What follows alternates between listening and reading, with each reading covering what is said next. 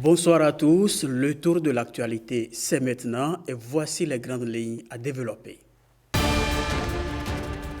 Projet asphaltage à Cotonou, déjà une dizaine de rues bitumées dans la zone Fedjirosset-Togbin, les travaux avancent à un rythme satisfaisant.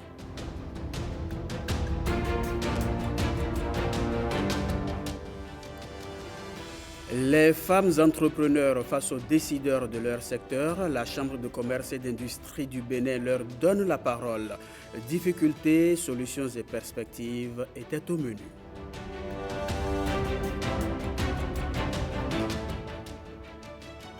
Le week-end et ses rendez-vous culturels, pendant que le projet Suède déniche les talents de la musique traditionnelle dans l'Ouémé, le concours Mimoun met en compétition les postulants du littoral.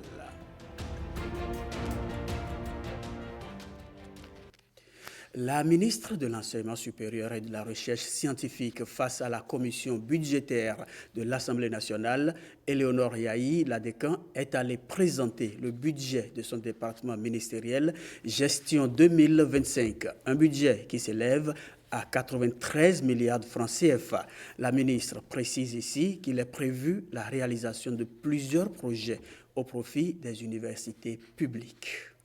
Notre budget, tel que nous sommes venus le défendre devant les honorables députés, s'élève pour l'exercice 2025 à un montant de 93 milliards 713 millions 951 531 contre un montant de 81 milliards 476 millions 997 498 000 francs l'année dernière, avec une augmentation de 15,01%.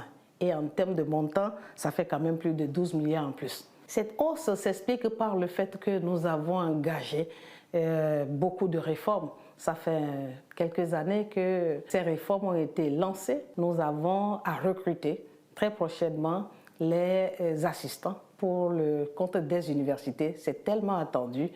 Et ces assistants, une fois recrutés, évidemment, vont impacter d'une certaine façon la masse salariale. C'est pour cela que ce budget est revu à la hausse pour quelques pourcentages, mais l'autre pourcentage, c'est le cadre de vie qui est très important également.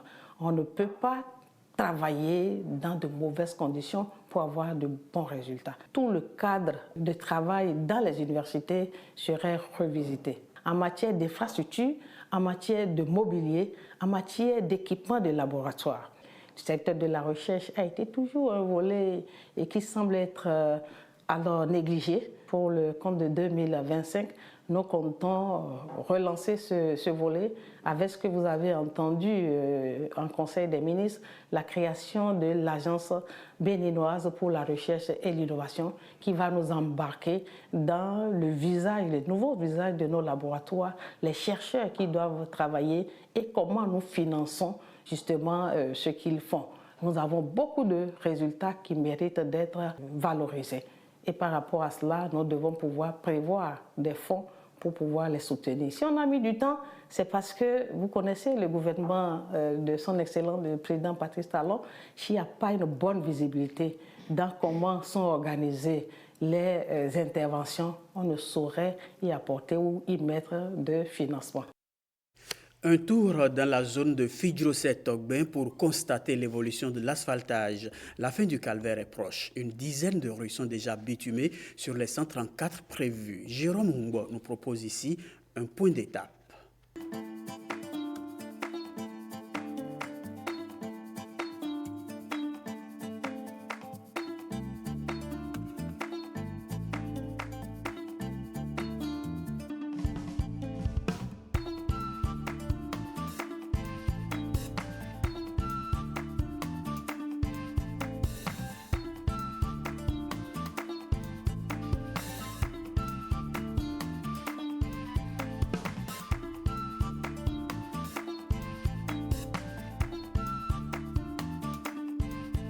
Nous avons bénéficié de ce projet et nous sommes tellement contents que bientôt nous allons rouler sans avoir du sable ni de la poussière.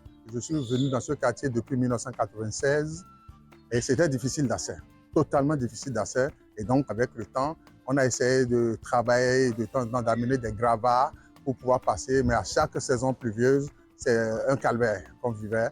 Donc il faut passer dans l'eau. Si tu n'as pas un véhicule 4x4, c'est difficile pour toi d'accéder à ta maison. Mais aujourd'hui, nous avons vu que le projet d'asphaltage est venu chez nous.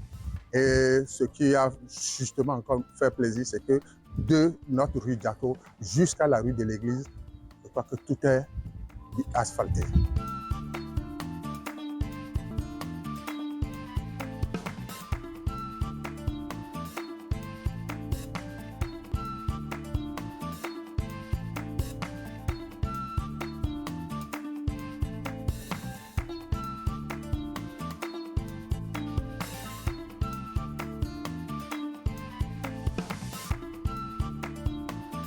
« 134 rues seront entièrement bitumées. Donc il s'agit des rues bitumées. Il n'y a pas de rue pavée à l'intérieur. Donc les chaussées seront bitumées et les trottoirs seront pavés. Donc comme vous le constatez, il y a 3 rues qui sont terminées, donc c'est déjà entièrement terminé. Et la chaussée est bitumée. Les pavés également sont réalisés sur les trottoirs. Aujourd'hui, tel que vous le voyez, la structure, c'est de la GNT, que ce soit en couche de base ou en couche de fondation. Nous avons de la grave non traitée et qui vont recevoir très bientôt, courant le mois prochain, le revêtement qui est du béton bitumineux.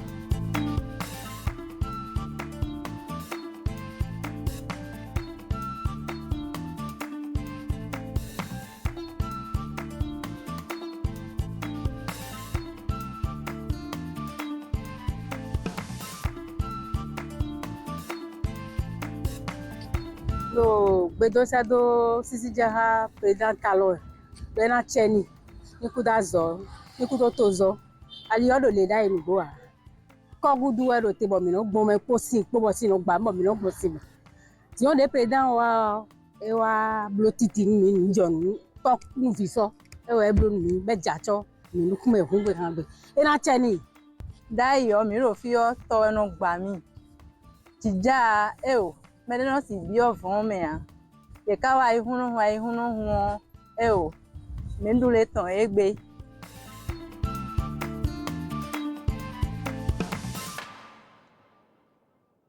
Le Bénin va-t-il se doter bientôt d'un institut national de médecine traditionnelle? C'est en tout cas l'une des recommandations du colloque scientifique sur l'intégration des médecines traditionnelles et conventionnelles dans les systèmes de santé modernes et éducatifs. Au terme du colloque, Christelle Tongodo et Benjamin Denayo ont recueilli pour vous les explications du président de la commission éducation et éthique. On l'écoute. Avec un tel institut, beaucoup de problèmes seront résolus.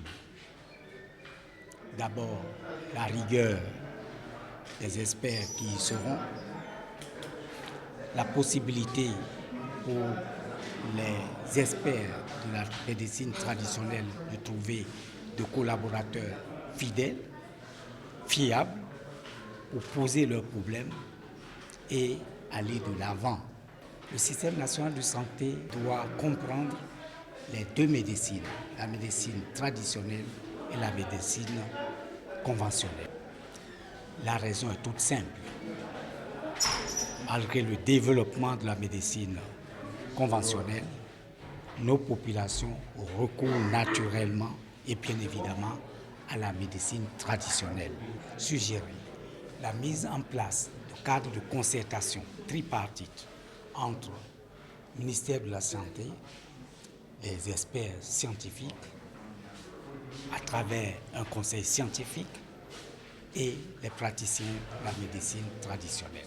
La nécessité de développer nos langues nationales sans lesquelles nous ne pouvons pas avoir accès au savoir endogène de manière générale et au savoir de la médecine traditionnelle en particulier. La nécessité d'initier déjà dès le primaire les enfants à la connaissance de nos plantes médicinales, d'aider à la médiation entre les praticiens de médecine traditionnelle et l'autorité centrale. Registre santé encore avec les innovateurs et gestionnaires de programmes de santé et de vaccination. Ils réfléchissent autour du thème « Tirer parti des innovations en immunisation pour moderniser les systèmes de santé primaire ». Patrick Benou et Ulvaïs Balogou nous apprennent que la rencontre va permettre de construire un écosystème d'innovation à même d'améliorer les services de santé. Imaginez un monde où la vaccination n'est pas seulement une série d'injections, mais une porte d'entrée vers un système de santé intégré. Un monde où chaque enfant, chaque mère et chaque citoyen en Afrique et en Asie a accès à des soins de santé modernes et efficaces. Cela est possible seulement si l'innovation aide à relever les défis des programmes de santé en Afrique et en Asie. Nous vivons une période remplie de défis sans précédent pour nos systèmes de santé. Des pandémies aux maladies chroniques en pleine expansion dans nos pays, en Afrique et en Asie. Des inégalités persistantes à l'accès aux soins jusqu'à la gestion des ressources souvent limitées. Ces défis, aussi imposants soient-ils aujourd'hui, sont également une opportunité unique de repenser nos approches et de transformer nos pratiques. C'est là tout le sens de cette rencontre.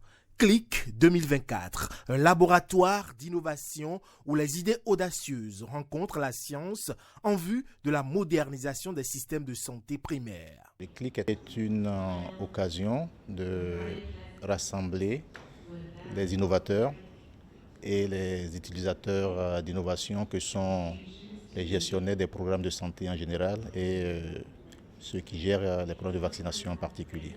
Partager les expériences et les innovations afin de transformer les défis de la vaccination et des soins de santé primaires en opportunités. Le Bénin en a fait le pari en améliorant l'accès aux services de santé via des outils numériques tels que la télémédecine, la digitalisation du dossier patient et l'utilisation des plateformes numériques pour faciliter l'accès aux services essentiels via des applications mobiles. Nous devons nous rappeler que notre mission est de garantir que chaque enfant, chaque mère et chaque citoyen de nos pays respectifs ait accès aux soins dont ils ont besoin sans aucune discrimination. Au terme de ces assises, il est attendu des solutions pour la modernisation des soins de santé primaires, l'innovation vers la couverture sanitaire universelle et l'accélération grâce au digital et à l'intelligence artificielle. À la Chambre de commerce et d'industrie du Bénin, les femmes sont à l'honneur. C'est la semaine de l'entrepreneuriat féminin. L'initiative bénéficie du soutien de la GIZ à travers le projet Pro-PME. Gilles Dansou et Benel Djogbe de retour de la cérémonie de lancement. La semaine de l'entrepreneuriat, la CCI Bénin, Chambre de commerce et d'industrie du Bénin, innove. Elle met un accent particulier sur l'entrepreneuriat féminin. Encourager la jeunesse féminine à produire afin d'apporter une plus-value au tissu économique. La Chambre de commerce a bien constaté que 70% des femmes considèrent l'entrepreneuriat comme une opportunité. Et comme je l'ai dit, 46% d'entre elles considèrent également que entreprendre permet d'avoir une indépendance. Et c'est tout cet élément-là qui nous permet aujourd'hui de nous dire que si nous faisons un focus sur l'entrepreneuriat féminin, nous pouvons avoir des résultats probants pour le secteur privé.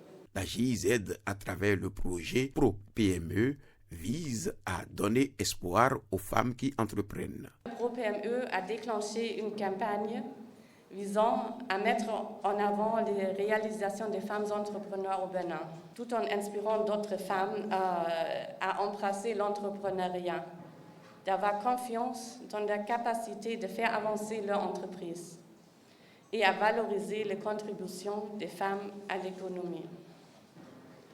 Nous lançons officiellement à travers l'initiative Entrepreneurs en Lumière portée par la Chambre cette campagne de Pro-PME pour célébrer et promouvoir les success stories des femmes entrepreneurs béninoises. La semaine de l'entrepreneuriat féminin, je trouve que c'est une opportunité, une aubaine pour faire valoir, faire briller et mettre de la lumière sur toutes les compétences féminines, tout ce que les femmes essaient de valoriser à travers leur savoir-faire au Bénin pour quand même redorer le blason de l'entrepreneuriat en général. Le ProPME, en nous associant à cette activité, nous demande en tant que réseau portant le plaidoyer d'aider les femmes à pouvoir mieux se renforcer et deuxièmement de porter leur voix par rapport aux problèmes qu'elles ont.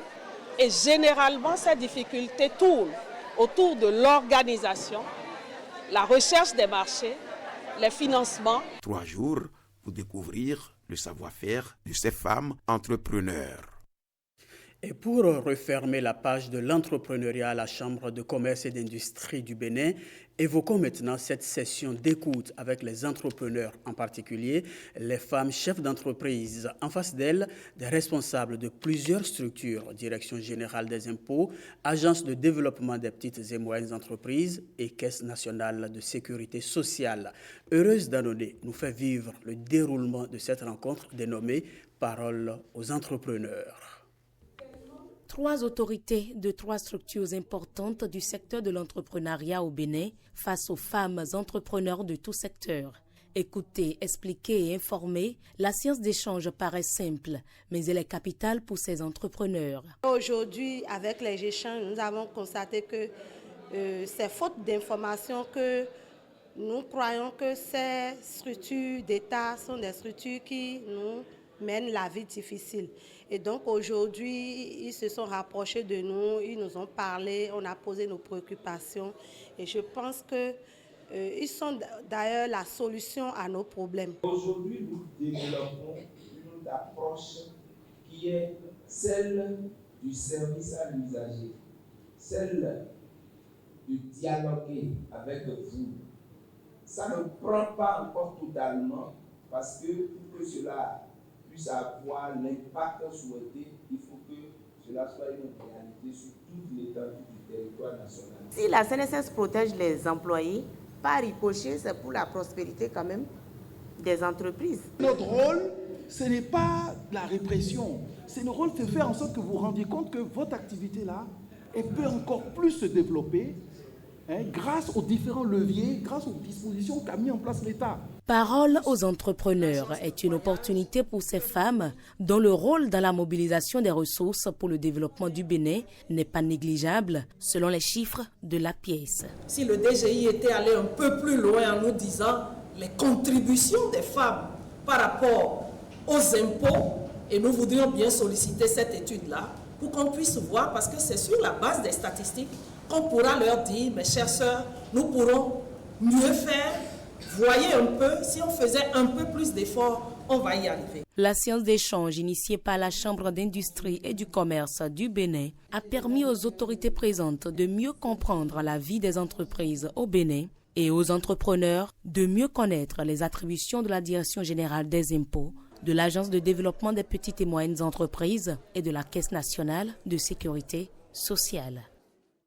L'Agence territoriale de développement agricole ATDA6 est en reddition de comptes. Elle a organisé une tournée de suivi des projets financés dans sa zone d'intervention. Occasion pour les membres de son conseil d'administration d'apprécier les différentes réalisations sur le terrain. Nos reporters Marcel Arossi et Jules Akoyikou nous livrent l'essentiel à retenir de cette tournée. La transparence, clé d'une gestion inclusive et durable des ressources, était au cœur de la tournée de reddition de comptes organisée par l'Agence territoriale de développement agricole, Pôle 6. En 2 jours, sans répit, les administrateurs de l'agence ont sillonné les territoires, rencontrant les acteurs locaux, les producteurs et transformateurs. C'est une mission qui est prévue par les tests et donc une fois annuellement, il faut faire voir nos réalisations par ceux-là même qui les autorisent en conseil d'administration. Donc c'est l'objet pour lequel nous sommes là. Point de départ de cette tournée, Pobet, dans la région du Plateau, terre de culture et de dynamisme agricole.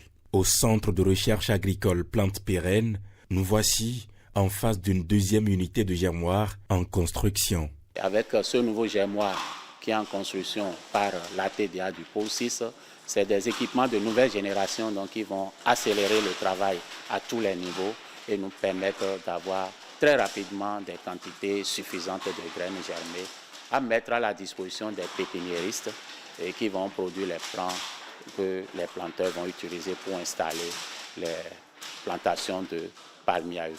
Du CRAPP, cap sur le nouveau site du PEA Huile Rouge de Pobet, où va se stocker bientôt, dans de bonnes conditions, l'huile de palme au profit des transformateurs. De façon concrète, l'appui de la TDA permettra aux acteurs de faire beaucoup plus de profil. Parce que désormais, il n'y aura plus de perte d'huile. À chaque étape, les visites des projets ont permis d'ouvrir un espace d'échange avec les bénéficiaires directs. C'est vraiment utile dans ce sens où ça permet d'être actuel dans la production, ça permet aux producteurs de produire convenablement et pour nous livrer de la matière première dont nous avons besoin. De la modernisation des techniques agricoles à la construction d'infrastructures rurales, en passant par l'appui aux filières spécifiques, l'objectif était clair, s'assurer que les financements alloués se traduisent par des actions concrètes et durables. C'est grâce à cette agence que nous avons bénéficié pour la première fois d'équipements. Ils nous ont beaucoup donné. Nous avons récemment bénéficié d'un nouveau système d'irrigation qui nous soulage énormément. Dans les plantations et les champs, les producteurs ont partagé leurs témoignages, exposant leur réussite, mais aussi les défis persistants. Il y a tout un packaging d'accompagnement qui manque au secteur agro-industriel au Bénin, notamment le financement non adapté auquel on fait face. Autrefois, on arrosait avec les arrosoirs à main. Aujourd'hui, on a bénéficié de kits d'arrosage de la TDA. La tournée s'achève à Pomassé, après l'étape du Mono. Cette étape finale permet de dégager des perspectives pour l'amélioration des projets futurs. Bien entendu, nous sortons de la mission avec de nouvelles idées parce que nous avons pu voir ce qui est fait de bon, ce qui reste à faire et les insuffisances qu'il y a au niveau de ce qui est fait. Et sur ces insuffisances, il y a donc des orientations que nous devons donner pour permettre non seulement d'améliorer le travail, mais surtout de corriger ces insuffisances-là afin que les bénéficiaires soient satisfaits de l'accompagnement. La démarche, alliant transparence, suivi rigoureux et proximité, symbolise la vision de la TDA 6, à savoir bâtir un secteur agricole résilient où chaque projet financé contribue directement à l'émergence économique et sociale des territoires ruraux. Bientôt Noël, la course au cadeau est déjà lancée par la SRTB à travers le concours Mimoun, un jeu qui est à sa 66e édition. Hier, les inscrits du département du Littoral se sont affrontés à Cotonou. Compte rendu du challenge avec Gloria Oni. Cette compétition annuelle, dont le point de départ remonte aux années 60, est dédiée aux enfants et met en valeur leur intelligence, leur créativité et leur talent. C'est un ensemble de questionnaires, culture générale, tout ce qu'ils font en classe. Le questionnaire à leur portée. Donc, l'élève moyen doit pouvoir avoir la moyenne pour passer l'étape de la présélection. C'est un concours qui promeut l'excellence. Ils ont demandé la position de 7 en mathématiques dans les nombres décimaux. J'ai mis 7 occupe la position des dixièmes. J'ai mis 7 occupe la position des centièmes, etc. Kimberly, cette écolière, comme tous les autres participants, aspire au premier prix de ce prestigieux concours qui vise à motiver les enfants à l'excellence. Je veux participer à ce concours pour voir mes compétences, si je suis bonne ou pas, et pour gagner un prix et rendre fiers mes parents. C'est un jeu qui permet d'abord à l'enfant de se cultiver. Donc j'ai voulu qu'il participe pour mesurer aussi sa connaissance. Je veux qu'il soit le meilleur. Les critères de participation à ce concours exigent des tests au niveau départemental pour espérer une place à la phase finale. Le département du Littoral a reçu au total 65 inscrits, dont 48 régulièrement présents, composés de 20 filles et 28 garçons. Et après cette étape, ils vont attendre les résultats qu'on aura le temps de diffuser largement sur nos antennes. Et donc c'est après ceci qu'on va passer à la phase finale. La particularité de cette 66e édition du jeu concours Mimoun de la SRTB est la forte implication des écoles publiques. Autre compétition culturelle, le concours de chansons traditionnelles sur les thématiques du projet Suède Bénin dans l'Ouémé. L'artiste Maoudro en est le vainqueur face à 4 autres concurrents. C'était sous le regard de Calvador Awanou et Nathalie Doris Olabi dans la commune d'Apromisérité.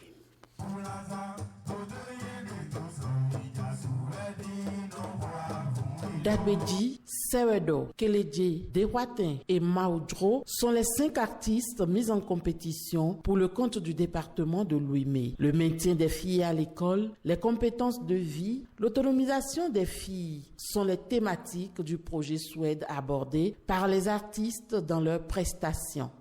Ce projet est inscrit dans le PAG 2 2021-2026, tout simplement parce que c'est un projet à caractère social. Le projet induit les comportements clés de la transition démographique.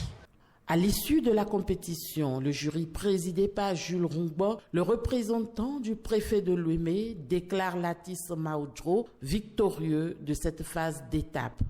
Le projet Suède a compris que les artistes sont comme des vecteurs en termes de sensibilisation, en termes de communication, et qu'avec eux, on peut atteindre les populations, on peut sensibiliser au mieux les populations sur les différentes actions que ce projet mène. J'aime manifester une grande satisfaction et en même temps une fierté de ce que dans mon pays, les artistes, chanteurs traditionnels puissent transcrire en un langage accessible, en un langage humoristique, en un langage ludique, bien traduire exactement le contenu d'un projet. C'est le début d'un commencement. Le début d'un commencement parce que, en fin de compte, il y aura un morceau qui va retracer tout le projet du début jusqu'à la fin. En tout cas pour ce qui concerne la première phase. L'artiste Maoudro portera ainsi le flambeau de l'Ouémé à la phase nationale de ce concours de chansons traditionnelles organisé par le projet Suède Bénin. La police républicaine brise le silence. Elle brise le silence sur les dérives de certains de ces éléments. Elle désapprouve la fouille abusive des téléphones portables des citoyens. Dans un communiqué officiel, la police promet même des sanctions contre les agents indélicats. Ulvaeus Balogun a parcouru pour vous le communiqué. La direction générale de la police républicaine exprime son désaccord face aux pratiques abusives de certains de ses agents lors des opérations sur le terrain. Dans un communiqué diffusé ce vendredi 22 novembre 2024, la police républicaine déplore le fait que des policiers se livrent à des fouilles injustifiées des téléphones portables des citoyens pendant les patrouilles et autres interventions. Des actes qualifiés d'arbitraires qui vont à l'encontre des règles déontologiques de la police et qui portent atteinte aux droits des citoyens. Face à cette situation, la direction générale de la police républicaine appelle toutes les victimes de ces pratiques illégales à signaler ces abus en portant plainte. Elle insiste sur l'importance du respect des droits et libertés des citoyens et promet de prendre des mesures pour mettre fin à ces dérives et ainsi sanctionner les éléments fautifs. De quoi restaurer la confiance entre la population et la police républicaine. Ici se referme votre journal. Agréable fin de week-end en compagnie de la nationale.